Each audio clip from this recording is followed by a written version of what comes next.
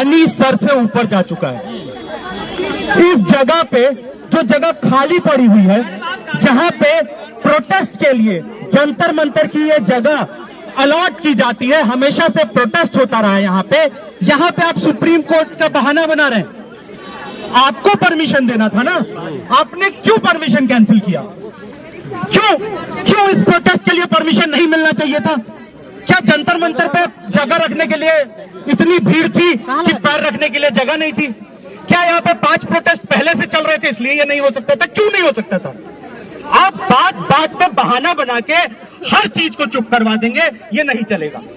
और अगर आपको लगता है कि हम लोग गलत कर रहे हैं तो ये हमारा सिविल डिसओबीडियंस है, ये हमारी सविनय अवज्ञा है।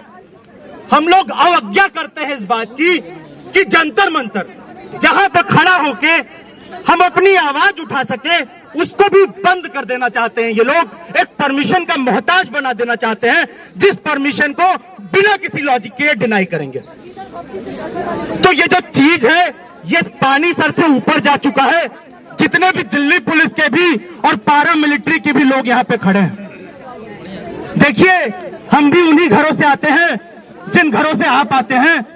ये मसला आपका भी उतना ही मसला है।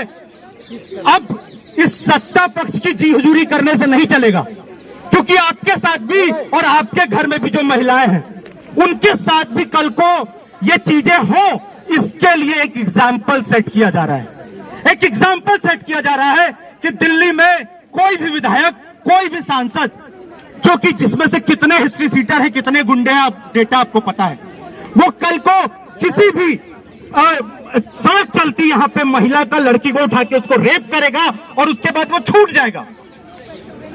अगर कोर्ट उसको कन्विक्ट कर भी देता है तब भी उसको रिहा कर दिया जाएगा। मजाक बना के रख दिया यहाँ पे। लेकिन फैसला दिल्ली हाई कोर्ट ने सुनाया है, आप लोग देखिए, हाई कोर्ट आज जो कोर्ट है, आज जो पूरी व्यवस्था है, चाहे वो जुडिशियरी हो, चाहे वो इलेक्शन कमीशन हो, चाहे वो ईडी हो, चाहे वो ये पुलिस हो, इस सब में ये जो बीजेपी और आरएसएस का ये जो संघी सरकार है, ये जो फांसीवादी राजनीति है, इनके लोग घुस के इन्होंने इन सारी संस्थाओं के मतलब को बेमानी बना दिया है। तो आप चेतावनी, चाहे वो इलेक्शन कमीशन हो जहां पे कुछ भी चल रहा है, चाहे वो यहाँ पे पुलिस बोलने नहीं दे रही है। वो 3 महिलाएं वहां पे क्या कह रही थी?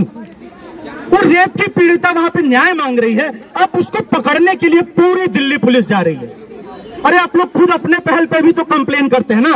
दिल्ली पुलिस क्यों नहीं जाके कुलदीप सिंह सेंगर के खिलाफ अपने पहल पे कंप्लेन कर रही है कि एक बलात्कारी बाहर घूम रहा है, इससे समाज में लॉ एंड ऑर्डर की समस्या हो सकती है? क्यों नहीं कर रही है?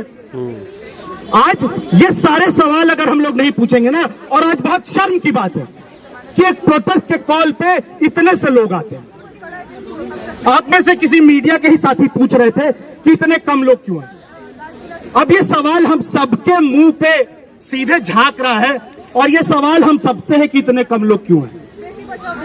और जो मीडिया के भी जो दोस्त हैं, आज देखिए वही मीडिया यहां पहुंचता है जिसके मुंह में नोट नहीं ठूसा गया, जिसको कुछ भी थोड़ा लोगों से मतलब है, वही मीडिया है। तो हम आप सबसे भी अपील करेंगे, जब प्रोटेस्ट में आए ना किसी जरूरी मसले पे, जब मसला यहाँ पे इस देश में लोगों की जिंदगी, महिलाओं की जिंदगी सुरक्षित रखने का हो, तो अपने कॉन्ट्रैक्ट में सिर्फ मीडिया कॉन्ट्रैक्ट में ना बताया करें। अपने घरों में बताइए, अपने लोगों को लेके आइए, सिर्फ अकेले मत आइए। इस प्रोटेस्ट में कम लोग आना, ये भी एक शर्म की बात है हमारे लिए। ये जो भारत माता का शोर कर करके कान बंद कर देना चाहते हैं लोगों का, ये क्यों करते हैं ये शोर? क्योंकि असल में जब भारत में महिलाएं, जब बलात्कार किया जाए, उनके परिवार वालों को, उनकी मां को, उनके बाप को ट्रक से रौंद दिया जाए, उनके परिवार वालों को चुप करवा दिया जाए, तब कोई ना बोले। ये शोर, ये जो पूरी फांसीवादी सरकार करती है, ये भारत माता का, इनके लिए भारत माता के कोई मायने नहीं होते। आज इस देश में रहने वाली हर महिला है भारत माता, और इस देश में 52% महिलाएं एनेमिक है, और उनकी सुरक्षा की क्या हालत है उस पर बोलना भी बेकार हो गया है। कितने रोज, हर मिनट कितने बलात्कार हो रहे हैं, ये है वो भारत माता है जिनको ये भारत माता जिनको कहते हैं। तो इस शोर की भी असलियत इसीलिए समझना बहुत जरूरी है। और ये जितने भी भारत माता चिल्लाने वाले हैं, कहां है अभी सारे? उन्हीं की पार्टी का ही आदमी है ना। और अभी जाके उसको छुड़ाने के लिए जब वहां पे बाहर आए थे जेल के, देखिए उनके चेहरे देखिए इन लोगों के। तो आज अब ये प्रोटेस्ट तो देखिए यहाँ पे करना पड़ेगा, और जो लोग आए हैं वो बात भी रखेंगे। ये जो कुछ भी बोल के चुप करवा दो, बाहर भेज दो कि आप नहीं कर सकते प्रोटेस्ट, क्यों नहीं कर सकते? सुप्रीम कोर्ट ने आपको अधिकार दिया, आप परमिशन दीजिए। अगर यहाँ पे पैर रखने को जगह नहीं होती तब समझ में आता कि जगह नहीं है, कहाँ पे प्रोटेस्ट करेंगे। और तब भी ये सवाल आप ही के ऊपर है कि ये बैरिकेड यहाँ कैसे पहुंचा। इससे कुछ साल पहले ये बैरिकेड नहीं था ना यहाँ पे, और इस सड़क पे प्रोटेस्ट होती थी। ये बैरिकेड आया है मोदी सरकार का लाया हुआ। ये बैरिकेड, ये फांसीवादी सरकार हमारे बोलने के हक को छीन रही है, महिलाओं की सुरक्षा छीन रही है। अगर कोई भी बलात्कारी इनकी पार्टी में शामिल होता है वो छूटेगा, उसको सारी सुविधाएं मिलेंगी, और यहाँ पे लोग तबाह बर्बाद होंगे। तो इसीलिए अब चुप रहने से नहीं चलेगा, और ये जिम्मेदारी अब इस देश के हर उस इंसाफ पसंद नागरिक की है जिसके अंदर थोड़ा भी जो महसूस कर सकता है, जिसके अंदर दिल बचा है। तो नौजवान भारत सभा की ओर से मैं बात रखने आया था, पर पूरी बात ही आज ये जो कर रहे हैं ये लोग, यहाँ आके हम लोग 5 मिनट खड़े हुए, पर इन्होंने एकदम यहाँ से नहीं, चुप हो जाओ चले जाओ।